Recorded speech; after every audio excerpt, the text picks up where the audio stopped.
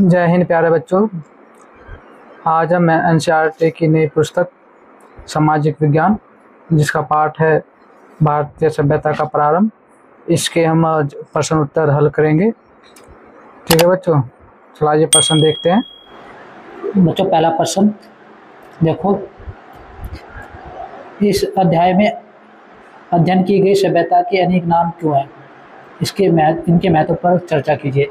कि इसके नाम इसलिए क्योंकि ये विस्तृत सभ्यता थी, एक जगह की सभ्यता नहीं थी। सिंधु अब जब शुरुआत में इसकी खोज की गई तो हड़प्पा तक की सीमित थी, लेकिन धीरे धीरे जब खोजें की जाने लगी तो उसके अवशेष दूर दूर तक फैले हुए थे, तो अलग अलग नाम से विस्तृत नाम दिए गए। जैसे पहले हड़प्पा सभ्यता का नाम दिया, फिर मोहनजोदाड़ो सभ्यता, फिर सिंधु घाटी की सभ्यता, इस तरह से सिंधु सरस्वती घाटी की सभ्यता, इस आदि नामों से भी जाना गया। ठीक है, तो इसका महत्व इसलिए है। अब इसके महत्व पर बात करें तो सिंधु घाटी सभ्यता का इतिहास है ना, इसका इतिहास, उसकी संस्कृति और सभ्यता के विकास में अधिक महत्व रहा है, क्योंकि प्राचीन दुनिया की सबसे प्राचीन सभ्यताओं में से एक सभ्यता है। ठीक है, दूसरा पॉइंट ये होगा कि प्राचीन सभ्यता की उन्नत शहरी योजना, क्या उन्नत शहरी योजना। तीसरा ये होगा जल प्रबंधन प्रणाली, जो जल निकास की प्रणाली वहाँ पर अच्छी थी। व्यापार और आर्थिक विकास भी उनका अच्छा था। ठीक है, कृषि और पशुपालन भी वो करते थे।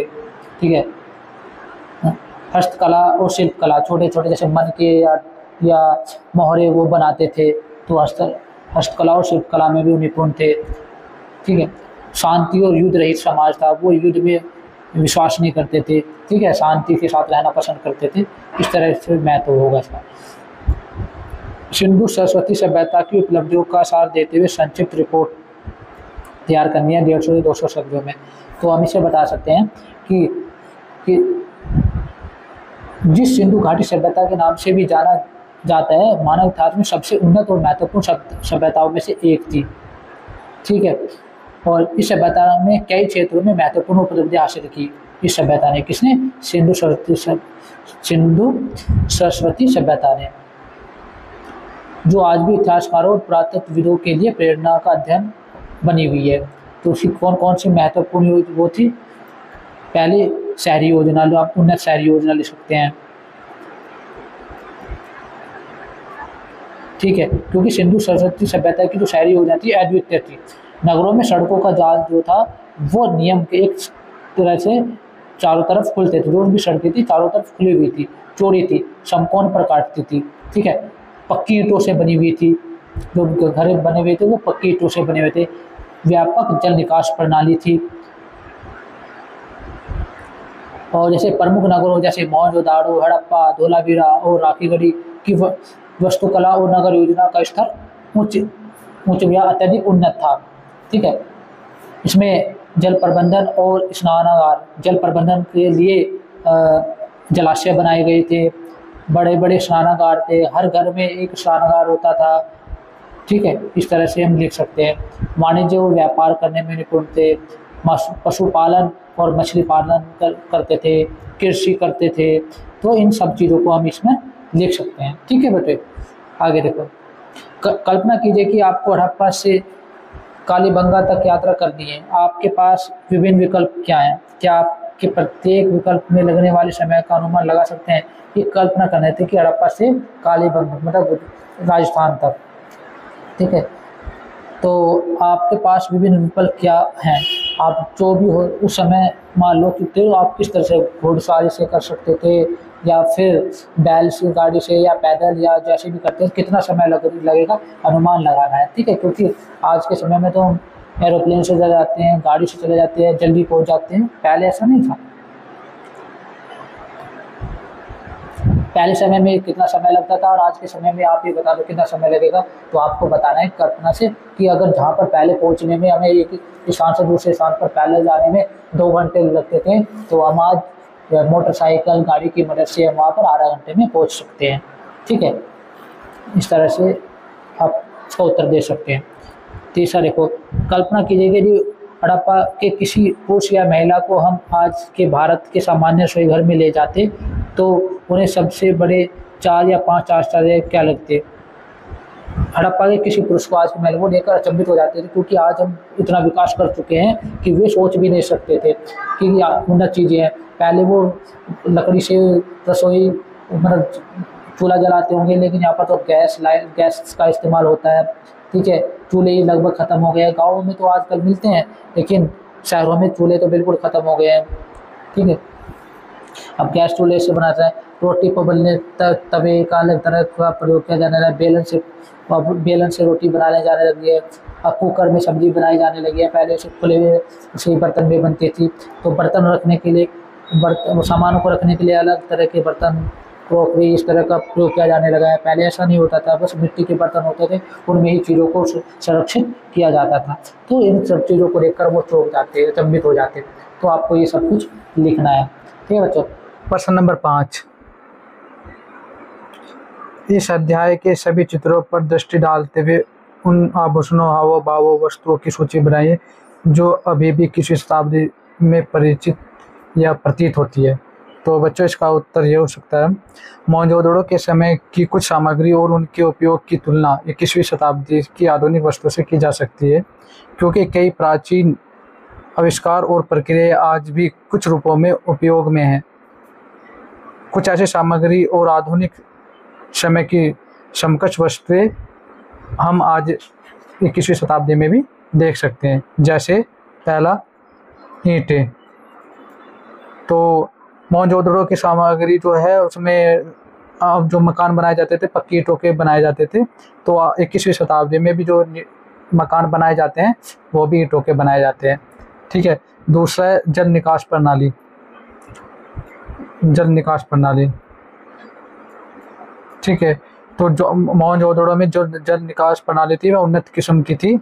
ठीक है, नालियाँ बनी हुई थी घरों के पास, गहरी गहरी, जिससे पानी आसानी से निकल जाए। वैसे 21वीं शताब्दी में हम देखते हैं कि पाइप और सीवर सिस्टम से पानी निकाला जाता है, घर को स्वच्छ बनाने में योगदान देता है। ठीक है। और एक और इसमें हमारे एक चित्र में स्नानागार था, तो स्नानागार भी आज के स्विमिंग पूल से हम इसकी तुलना कर सकते हैं। पहले इसमें हम पानी को इकट्ठा करते थे, तो आज हम स्विमिंग पूल में सार्वजनिक रूप से लोग वहाँ पर नहाते हैं। ठीक है, ये इसकी तुलना की जा सकती है। अगला हो सकता है कपड़ा। कपड़े भी मोहनजोदड़ो में कपास के कपड़ों को पहनते थे, तो आज के समय भी 21वीं शताब्दी में भी कपास के कपड़ों को पहना जाता है। 5वां होगा माप और तौल की प्रणाली। माप और तौल की प्रणाली, तो इसमें क्या होगा कि जो मोहनजोदड़ो में भी नाप तौल की प्रणाली थी, लेकिन आज के आधुनिक युग में जो माप तौल की प्रणाली है वो किलो, लीटर या मीटर में बदल गई है। यह उसका उन्नत रूप है, विकसित रूप है कह सकते हैं। आभूषण, आप आभूषण भी बता सकते हैं। ठीक है। तो बच्चों इसमें आभूषण में क्या होगा कि आभूषण में मोहनजोदड़ो में सोने चांदी के आभूषण बनाए जाते थे, पहने जाते थे, तो आज के समय में भी इनका प्रयोग किया जाता है। तो मिट्टी के बर्तन, मिट्टी के बर्तन भी हमने देखे हैं, जैसे मटका। ठीक है, मिट्टी के बर्तन, तो मिट्टी के बर्तन आज के समय में भी बनाए जाते हैं और इनका प्रयोग किया जाता है। मोहरे हैं,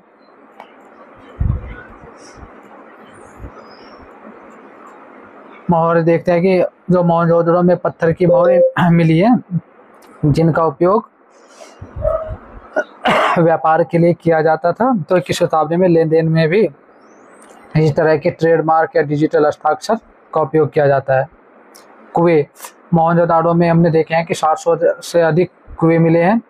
ठीक है, जिन्हें पानी पीने के लिए प्रयोग किया जाता था। हम आज की 21वीं शताब्दी में भी देख सकते हैं कि गाँवों में भी कुओं से आज भी पानी का प्रयोग किया जाता है, कुओं में से पानी पिया जाता है। ठीक है। क्वेश्चन नंबर 6 देखो बच्चों अगला।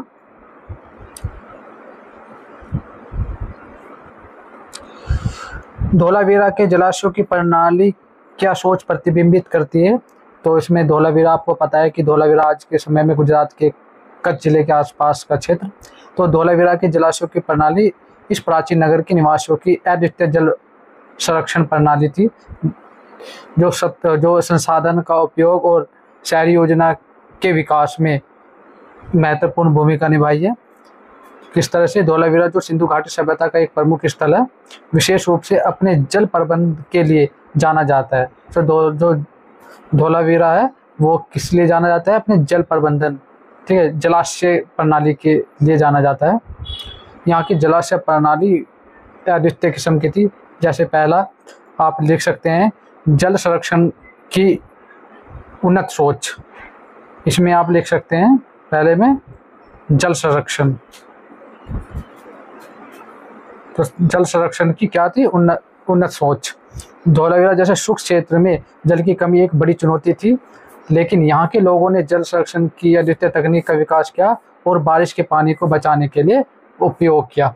ठीक है, दूसरा लिख सकते हैं जल विभाजन और सामाजिक संगठन। जल का विभाजन बराबर किया जाता था। ठीक है, कैसे? जलाशय प्रणाली ये अभी दर्शाती है यहाँ की कि नगर के लोग सामाजिक रूप से संगठित रहते थे, एक दूसरे की मदद करते थे, सहायता करते थे, मिलजुल कर रहते थे। जल संसाधनों का भी वितरण वे समान रूप से करते थे। बड़े जलाशय और छोटे तालाबों का निर्माण इस बात का प्रमाण है कि जल का विभाजन सार्वजनिक उपयोग के लिए किया जाता था। दूसरा, तीसरा आप लिख सकते हो जल संकट से निपटने की योजना। जल संकट से निपटने की योजना। तो जल संकट से निपटने के लिए भी उन्होंने अपनी जल संरक्षण की प्रणाली को बड़े उन्नत किस्म का बना रखा था। कभी सूखा पड़ जाए तो वो पहले से ही पानी को स्टोर कर लेते थे और बाद में उसका वो इस्तेमाल करते थे।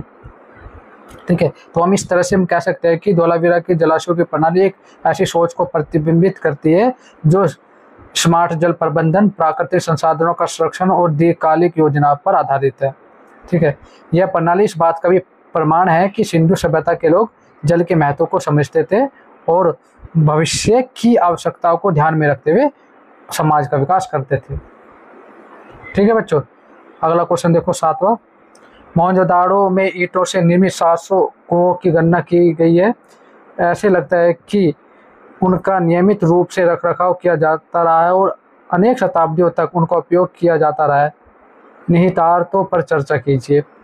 ठीक है बच्चों, तो हम इस पर लिखेंगे कि मोहनजोदाड़ो में ईंटों से निर्मित लगभग 700 से अधिक कुएं पाए गए हैं।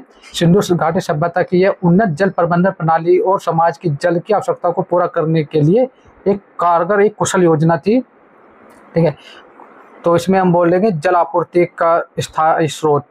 जो लोग वहाँ के जो लोग थे वो कुओं का निर्माण इसलिए करते थे कि समय आने पर वे अपने बरसात के पानी को या किसी को भी जल को संरक्षित कर सके और उसका उपयोग कर सके। जैसे 700 कुएं यह दर्शाता है कि मोहनजोदाड़ो के निवासियों ने जल के लिए एक स्थायी और विश्वसनीय स्रोत तैयार किया था। ये कुएं न केवल व्यक्तिगत घरों के लिए थे बल्कि सार्वजनिक रूप से भी इनका इस्तेमाल किया जाता था कि प्रत्येक घर में भी एक कुआं होता था पानी के लिए। व्यक्तिगत रूप से भी करते थे और सार्वजनिक स्थानों पर भी कुएं का निर्माण किया जाता था जिससे वो उस जल का उपयोग कर सके। ठीक है, अब आता है स्वच्छता और स्वास्थ्य। स्वच्छता बनाए रखने के लिए भी, जैसे इतनी बड़ी संख्या में कुएं का होना यह संकेत देता है कि मोहनजोदाड़ो के लोग स्वच्छता के प्रति अत्यधिक सचेत थे। घरों में स्नानागार और जल निकासी प्रणाली के साथ कुएं होने की स्वच्छता और स्वास्थ्य संबंधी आवश्यकता पूरी करने के लिए की जाती थी, जिससे उन्हें बीमारी का खतरा कम बना रहे। अब ये घरेलू उपयोग के लिए भी वो कुएं का प्रयोग करते थे। ठीक है, चौथा आप इसमें लिख सकते हो कि सूखे और जल संकट से निपटने की तैयारी के लिए भी वे कुओं का प्रयोग करते थे। जिसे जब बरसात का पानी पर वो निर्भर रहते थे तो बरसात के पानी को स्टोर कर लेते थे और जब मौसम शुष्क होता था तो उस पानी से पानी की कमी को दूर कर सकते थे। ठीक है, और ये लिख सकते हैं कि यह विज्ञान और इंजीनियरिंग का कुशलता है कि उन लोगों ने पक्की ईंटों से उस कुएं बनाए थे जब हम उस समय इसलिए सोच भी नहीं सकते थे और सारे के सारे कुएं गोलाकार आकार के थे। ठीक है, समाज की संरचना और जल की समानता। जो भी जल वो इकट्ठा करते थे समान रूप से आपस में बांटते थे, जिस पर सभी को समान रूप से उस जल का उपयोग करने का अवसर मिल सके। ठीक है, तो हम कह सकते हैं कि आखिर में कि मोहनजोदड़ो में ईंटों से निर्मित शासकों का होना उस समय की एक असाधारण जल प्रबंधन प्रणाली और उन्नत शहरी योजना का प्रमाण है। यह न केवल नगर की स्वच्छता और स्वास्थ्य को बनाए रखने में सहायक है, बल्कि पूरे समाज के जल संसाधनों के समान वितरण को भी सुनिश्चित करते थे। इससे यह पता चलता है कि सिंधु घाटी सभ्यता ने जल संरक्षण और उपयोग के प्रति गंभीर और उन्नत सोच विकसित की थी, जो उनकी सामाजिक और सांस्कृतिक संरचना का एक अभिन्न अंग थी। ठीक है, अगला क्वेश्चन देखो बच्चों, 8वां। सामान्यतः यह कहा जाता है कि हड़प्पा वासियों में नागरिकता का उच्च भाव था। इस कथन के महत्व पर चर्चा कीजिए। क्या आप इससे सहमत हैं? वर्तमान भारत के महानगरों के नागरिकों के साथ इसकी तुलना करनी है कि उस समय के जो नागरिक थे उनमें नागरिकता का भाव जो था सबसे सर्वोपरि था, और आज के जो भारत के नागरिक है क्या उसके साथ उसकी तुलना की जा सकती है? तो हम बता सकते हैं कि हड़प्पा सभ्यता के लोग नागरिकता का उच्च भाव रखते थे। इसका परिणाम वहाँ की शहरी विकास योजना है। ठीक है, शहर के योगदान में सबकी बराबर भूमिका होती थी। व्यवस्थित समाज है, एक व्यवस्थित समाज था, एक दूसरे के सुख दुख में वो शामिल होता था, और सामुदायिक जीवन से मिलता है विकास, क्योंकि वो जो भी त्यौहार बनाते थे समूह में या सामूहिक रूप से बनाते थे। हड़प्पा वासियों का जीवन इस बात को दर्शाता है कि नागरिक अपने कर्तव्य और समाज के प्रति अपने अधिकारों या अपने कर्तव्यों को पूरी तरह से निर्वहन करते थे। ठीक है, अब इसका उत्तर हम इस तरह से और देख सकते हैं कि जैसे एक संगठित नगर योजना, आज के समय में भी हम एक नगर में रहते हैं, हमारी भी प्रणाली उस समय की विकसित प्रणाली के से ज़्यादा ही उन्नत है, क्योंकि उस समय में हम सोच भी नहीं सकते थे। उस समय उन्होंने शहरी विकास योजना को इतना उच्च स्तर का बना रखा था, तो आज हमने भी, आज के लोगों ने भी उसी तरह की नगर की योजना को बनाए रखा है। ठीक है बच्चों, जैसे उस समय में घरों सड़कों और जल निकास की प्रणाली को सुव्यवस्थित तरीके से बनाया हुआ था, तो और आज भी गंदे पानी और नालियों से निकलने के लिए एक सुव्यवस्थित ढंग से जल निकास प्रणाली को बनाया गया है। अगला ये हो सकता है कि हड़प्पा सभ्यता के वर्ग विभाजन के बहुत कम प्रमाण मिले हैं कि वहाँ पर वर्ग विभाजन नहीं था। यह संकेत देता है कि नागरिकों के बीच समानता थी, पानी, भोजन और अन्य संसाधनों पर समान वितरण का अधिकार था, समान वितरण होता था, और आज भी लोग इसी तरह से अपना जीवन यापन करते हैं। सभी पर समान रूप से सभी वस्तुओं का, सार्वजनिक वस्तुओं पर सबका समान अधिकार होता है। शांति और कानून व्यवस्था, तो इसमें हम बता सकते हैं कि वहाँ की कानून और शांति व्यवस्था बड़ी उच्च पैमाने की थी। वहाँ पर किसी से कोई लड़ाई झगड़ा नहीं होता था, ना ही युद्ध के कभी युद्ध या हिंसा के प्रमाण मिले हैं। ठीक है, लेकिन यहाँ पर इस समय में जब हम देखते हैं तो ये उस समय से भिन्न है। यहाँ पर शांति बनाए रखने में कानून की ज़रूरत पड़ती है। ठीक है, और युद्ध और लड़ाइयाँ, आपस झगड़े, हिंसा आए दिन देखते रहते हैं।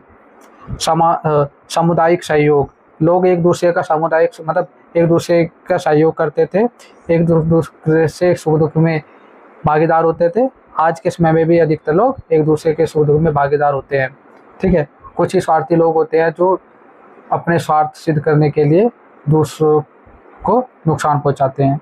ठीक है, तो हम यहाँ पर कह सकते हैं बच्चों कि हड़प्पा वासियों में नागरिकता का उच्च भाव उनके सुव्यवस्थित समाज, स्वच्छता, समानता और शांति भावना से स्पष्ट रूप से झलकता है। और यह हम अपने आज के समय में भी देख सकते हैं कि लोग अपने समाज को अच्छा बनाने के लिए, स्वच्छ रखने के लिए और समानता से अपना अधिकार स्थापित करने के लिए सभी लोग जागरूक हैं, और भारत को एक विकसित राष्ट्र बनाने के लिए अग्रसर है।